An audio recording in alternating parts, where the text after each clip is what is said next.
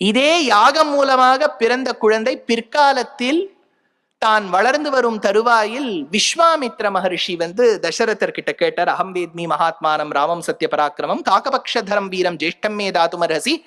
எனக்கு தெரியும் உன் பிள்ளையின் ஆற்றல் தசரதா, உன் கரிய செம்மல் ஒருவனை தந்திடுதி, உன் பிள்ளையை அனுப்பிவை என் யஜ்ய சம்ரக்ஷணத்துக்காக. ராமர் கிளம்பி போனார். கிளம்பி போகும்போது லக்ஷ்மணனும் கூட சென்றார். சரீரம் சென்றால் நிழலை விட்டு பிரியுமோ என்று 2 பேரும் கிளம்பி போனார். போம் வழியில் தாட்டகாவின் வதம் ஏற்பட வேண்டும். ராமருக்கு ரொம்ப பயம்.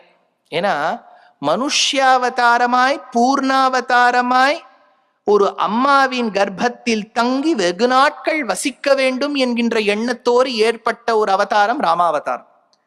அதுல வசிஷ்டருங்கிற ஒரு பெரிய ஆச்சாரியன் கீழே பாட்டம் படிச்சிருக்கார்.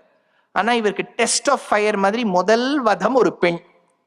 நாளைக்கு அர்ணப் கேட்க மாட்டாரா இல்லையா? Rama is anti woman.